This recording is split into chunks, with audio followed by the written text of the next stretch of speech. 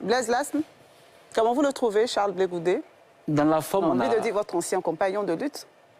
Bon, enfin, dans la forme, nous n'avons aucun commentaire particulier à faire. OK. Pour nous, il est important que tous les acteurs politiques s'expriment dans la forme qu'ils veulent choisir, et il a fait sous la forme d'une conférence de presse. C'est une bonne chose. Ça montre que le combat pour lequel Laurent Gbagbo s'est toujours battu, c'est-à-dire la liberté d'expression en Côte d'Ivoire, commence petit à petit à rentrer dans les mœurs, même si ce combat a connu un recul net à partir de 2011. Donc dans la forme, nous n'avons rien à dire. Nous sommes contents qu'il soit rentré, nous sommes contents qu'il ait parlé. Il vous a convaincu? Je n'ai pas besoin d'être convaincu. Okay. Il est président d'un autre parti politique. Les Ivoiriens ont besoin de comprendre. Charles Blé Goudé et Laurent Gbagbo, que se passe-t-il réellement? Vous êtes sûr que c'est la préoccupation des Ivoiriens en ce moment? Je ne crois pas. Il y a un jeune étudiant qui a été découvert pendu. Cela pose le problème, ou bien la problématique de l'état moral de la jeunesse ivoirienne. Cela inquiète, cela attriste. Je crois que c'est l'une des situations qui choquent les Ivoiriens et qui interrogent les Ivoiriens. Blé Goudé va rencontrer Laurent Gbagbo, forcément. Blé Goudé a insisté. Mais ça fait partie des préoccupations des Ivoiriens. Non, ça, ce n'est pas une préoccupation essentielle. Ce n'est pas une préoccupation essentielle. Vous voyez, ce qui s'est passé est tellement choquant, ça a tellement attristé le président Laurent Gbagbo, que ça nous a poussé à réfléchir. Vous savez que notre pays est le 26e pays au monde où il y a le plus de suicides. Au monde. Loin devant l'Irak. Loin devant la Somalie. Voici des situations qui méritent qu'on s'y attarde. Laurent Gbagbo va rencontrer Blé Goudé, ils vont forcément se parler. Ce n'est pas ça qui est important, pour les Ivoiriens en tout cas. Que vous dites que les Ivoiriens ont d'autres préoccupations, mais celle-là, ça fait partie de la préoccupation des Ivoiriens quand on sait que Charles Blé Goudé s'est battu, on va dire, pour le pouvoir de Laurent Gbagbo, entre guillemets. Est-ce qu'aujourd'hui, il y a rupture? Ok, je vais vous répondre. Blé Goudé, selon vous-même, votre reportage, a dit qu'il n'y a aucun problème entre lui et le président Laurent Gbagbo. Nous disons la même chose. Le représentant sur ce plateau de Blé Goudé dit la même chose. Mais le RHDP pense qu'il y a problème. Nous disons non. Le RHDP estime qu'il y a problème entre Blé Goudé et Laurent Gbagbo, entre un père et son fils. Mais pourquoi le fils doit-il faire une demande d'audience pour voir le père? Je viens, madame. Expliquez-nous, en fait. Expliquez aux Ivoiriens. Je viens. Moi, j'aurais voulu parler de la cherté de la vie. Mais ce n'est pas grave. Comme on entend. Mais ce n'est pas le thème de ce soir. Voilà. On va en parler tout à l'heure. Le RHDP, un député de RHDP ose dire sur un plateau, devant toute la nation ivoirienne, qu'à partir du moment où Laurent Gbagbo est rentré avant Blé Goudé, ça voudrait dire qu'il y a problème. Le jour où Laurent Gbagbo rentrait, est-ce que le régime RHDP avait octroyé à Blé Goudé son passeport? Non. Ce n'est pas nous qui distribuons les passeports. C'est eux qui distribuent les passeports. Et c'est eux qui ont retardé l'arrivée de Blé Goudé jusqu'à présent. Donc c'est de mauvaise foi, c'est même politiquement malhonnête de venir ici sur ce plateau-là, dire que Blé Goudé est arrivé après parce qu'il avait un problème avec Laurent Gbagbo. Ce n'est pas bon. Première chose. Deuxième chose, le taux de suicide en Côte d'Ivoire est de 15,7%. C'est les chiffres officiels.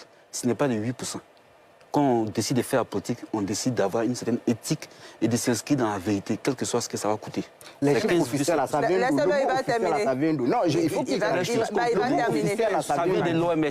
Ça vient d'où? De l'OMS. Mais il a donné des indices. Lui, il a donné le pourcentage. Ça, de sous-Avre, lui, il a parlé de 8%. J'ai dit c'est un indice. Bon, donc, on va s'écouter. Mais parle de pourcentage, c'est pas pareil. Monsieur, on va s'écouter. La notion de père et de fils. Mais vous aurez la parole tout à l'heure. Ouattara est censé être le père de Soro Guillaume, mais il est en train de poursuivre Soro Guillaume sur toute la planète.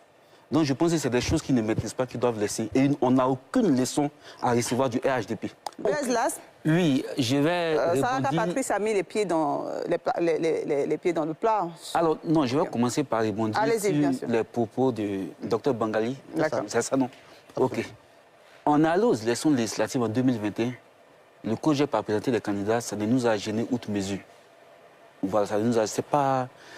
On n'essaie pas d'étouffer le COJEP. Et puis, il n'y a pas de PPAC à part et de Codé Katina à part. Il est le porte-parole du PPAC. Et donc, ce qu'il dit engage le PPAC. Nous endossons tout ce qu'il dit. OK. Et je peux répéter ce qu'il a dit. Voilà, il dit Blé Goudé veut voir le président Laurent Gbagbo, Blé Goudé sait où il doit voir le président Laurent Gbagbo, Blé Goudé s'élève en tant que fils, il va voir son père, personne ne va l'en empêcher. Il a ajouté, le PPACI n'a pas reçu de demande d'audience de... Mais comme je n'ai pas lu le document, vous et moi, on a la même préoccupation. Vous et moi n'avons pas lu le document, donc je ne sais pas ce qui a été écrit. Mais ce que je sais, quand Blé Goudé voudra voir le président, il se lève, il va chez lui, il va le président, tout simplement. Jusqu'à présent, pour moi, il n'y a pas de problème Blé Goudé, Laurent Gbagbo. D'accord. Et je prends au mot Dr Saraka. Il a dit dès le départ qu'il n'y a pas de problème. On est dans la cohérence, on est dans la cohésion, il n'y a aucun souci. Maintenant, quand le député dit qu'il faut d'abord qu'on s'entende... Lequel ils sont deux?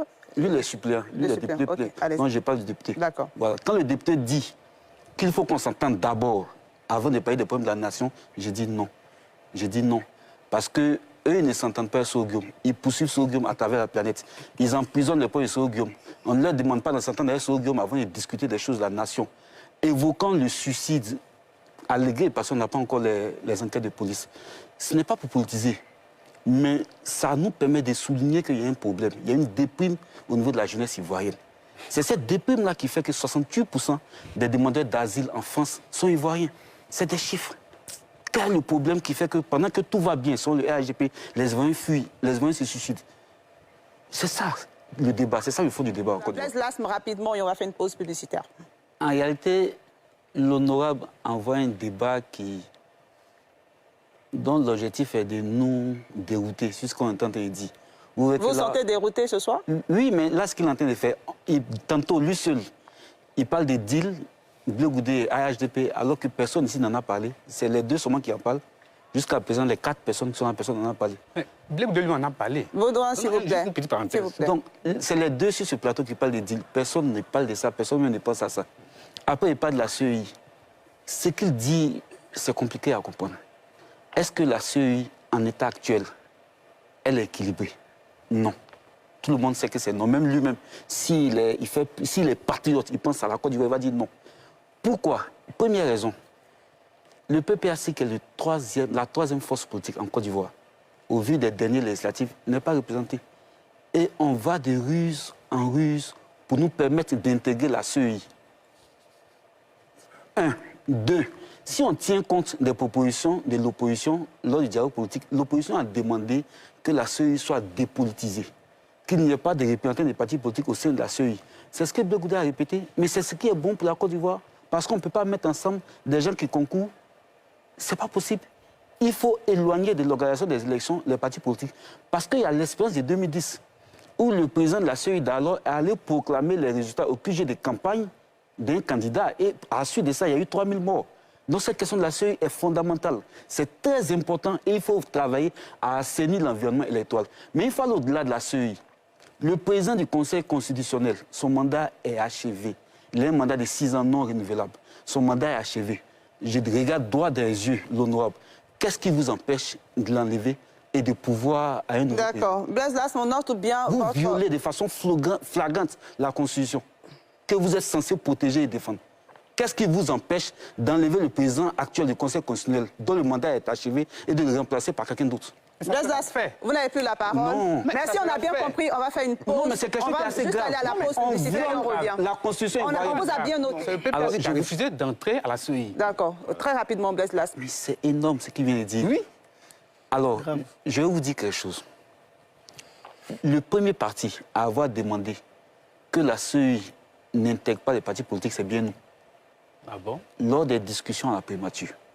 C'est lorsque cette proposition a été rejetée qu'on s'est dit, OK, si vous insistez ou tenez au principe de ce que la CEI soit composée des partis politiques, en ce moment, vous devez nous prendre en compte. C'est ce qu'on a dit. Jusqu'à présent, ce principe-là a été accepté. Okay. Et nous n'avons jamais dit non à ça, contrairement à ce qu'il dit. Mais qu'est-ce qui vous empêche d'entrer à la CEI? Laissez-le vous, pas du tout. Si, mais pourquoi tu es jeune? Baudouin Yapo, laissez-le terminer. Ça ne te coûte rien. Tu peux être partisan et puis être vrai. Non, Baudouin Yabo, c'est s'il vous plaît. Baudouin Yabo. Non. Mais laissez-le terminer. Mais laissez-le terminer. Vous aurez... Oui, mais vous le laissez terminer, vous aurez la parole. Je suis très poli. Vous laissez terminer, sinon on ne va pas se comprendre. dit ça. Voilà. Non, c'est pas bon. On a vous a pris en compte, on est passé à 4. Mais qui vous empêche d'entrer à la série? D'accord. Mais on vous a... On peut pas se lever. Laissez-le terminer. Vous avez la parole, on vous a écouté. Laissez-le terminer. On a fait la proposition de nom. Jusqu'à présent, ce nom-là n'a pas été validé. Donc, c'est pas moi à notre niveau. Et c'est grave ce qu'il dit là. Ça va être fait. Ça va être fait quand? Ah, donc c'est plus nous, mais c'est vous. Non, mais ça va être fait. Non, terminez, s'il vous plaît. La nomination d'un représentant. On peut faire la politique avec... Écoutez, la nomination d'un représentant. C'est tout ce que j'ai à dire, Madame Slassoui. Mais il n'y a pas d'urgence à la matière. Il n'y a pas d'urgence. Mais vous avez dit que c'est tout ce que vous aviez à dire. des opérations. Vous avez dit que c'est tout ce que vous aviez à dire. C'est le PPAC qui ne veut pas. Après, il n'y a pas d'urgence. Monsieur, s'il vous plaît. Rapidement, on n'a plus assez de temps sur ce sujet. Très rapidement. Alors, je vais rebondir sur les propos de l'honorable Dassansan, qui a dit que Blé Goudé n'a pas assez remercié Alassane Ouattara. C'est bien ça, non? Le président Alassane Ouattara. Le remercier pourquoi? C'est la question que je me pose. Blé Goudé a été jugé innocent par CPI en première instance. Si Alassane Ouattara, le président Alassane Ouattara, n'avait pas fait appel par les avocats de l'État ivoirien, ce pardon qu'il réclame aurait été justifié. Les avocats payés par le contribuable ivoirien ont réclamé que le procès se poursuive jusqu'à ce que, désarmés, Laurent Gbagbo et Blé Goudé soient relaxés totalement, en dernière instance. Alors le pardon le merci qu'on va leur dire, c'est pourquoi? S'ils n'ont même pas été en mesure de prendre la grandeur devant la première victoire de Laurent Gbagbo et de Blé Goudé et de laisser cette affaire au nom de l'africanité, au nom de la fraternité. Je ne sais pas pourquoi on va dire merci à le président Alassane Ouattara pour ça. Deuxième chose, mais en quoi réclamer la libération des militaires doit donner lieu même à des menaces sur un plateau télévisé? En quoi réclamer la libération des militaires? On avait des soldats il n'y a pas longtemps au Mali. Nous avons tous réclamé leur libération. Mais c'est le même état d'esprit qui nous anime. Madame, il y a une jeune dame qui s'appelle Marie-Edith Oukou. Elle avait 6 ans lorsque son père, soldat, a été arrêté, incarcéré en 2011. Cette petite-là, elle a 18 ans maintenant, 19 ans même. Elle vient d'avoir son bac. De 6 ans à 19 ans, elle n'a pas pu voir son père. Elle a passé toute son adolescence sans voir son père. Elle a eu tous ses diplômes sans voir son père. C'est des drames humains. Ce n'est même pas politique. Autant hier, on a créé ensemble, au nom du drapeau ivoirien, à la libération des soldats qui étaient au Mali, autant nous demandons, au nom du drapeau ivoirien, au nom de la Côte d'Ivoire, à la liberté des militaires qui sont là. Et ce n'est pas défier Alassane Ouattara, c'est promouvoir le vivre ensemble, c'est promouvoir la cohésion, c'est promouvoir la paix en Côte d'Ivoire. D'accord. Par exemple, l'année 2023, année de la jeunesse, alors qu'en 2016, il avait déjà dit ça dans un document, dans le cadre du PND 2016-2020. Blaise Lastre, vous avez la parole sur ce point, 2023, année de la jeunesse. Si on avait écouté encore Katinan, il parlait, pour lui, c'était une sorte d'échec si le gouvernement revient sur cette consécration de l'année à la jeunesse. Je vais commencer par vous faire lecture d'une déclaration du ministre Mamadou. Allez-y, rapidement. Hier, jeudi 12 janvier 2023, 15 de mes collègues et moi-même avons participé à une réunion interministérielle présidée par le Premier ministre Achille Patik. Il a donné des orientations en vue de l'élaboration rapide d'un plan ambitieux en faveur de la jeunesse pour l'année 2023. Ça voudrait dire quoi? Le président Alassane Ouattara lance l'idée de ce que 2023 est l'année de la jeunesse, mais en réalité, aucun contenu n'est attaché à cette idée. C'est après qu'il ait lancé l'idée que ses équipes se réunissent pour essayer de donner un contenu. C'est soit un slogan politique vide, c'est soit de la politique politicienne. Sinon, le ministère de la Jeunesse n'aurait pas fait après une réunion pour chercher à donner un contenu. Parce qu'il a présidé, il dit qu'il a donné des orientations en vue de l'élaboration rapide. J'insiste sur le mot rapide, élaboration rapide d'un plan ambitieux. Il y a une impréparation, on est en train de s'adapter à un discours qui a été lancé. Donc rien n'est défini, rien n'est assez clair. Contrairement au PPACI.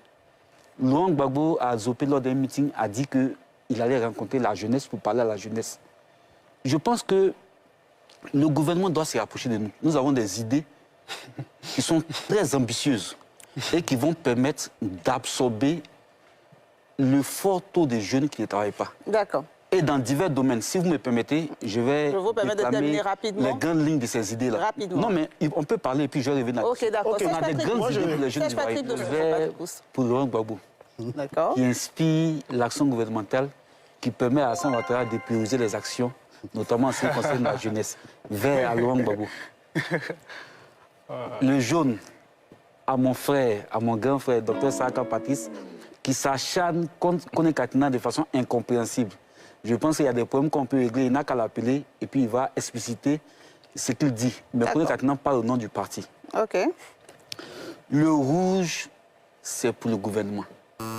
On n'arrive pas à comprendre comment Pichéric Balé est encore en prison alors que des gens ont détenu de l'argent à l'Arne Sud, au Fer, au Café Cacao, dans bien de structures d'État. C'est ce que nous avons dénoncé à l'Aoudiba et ils sont en liberté, ils en jouissent impunément.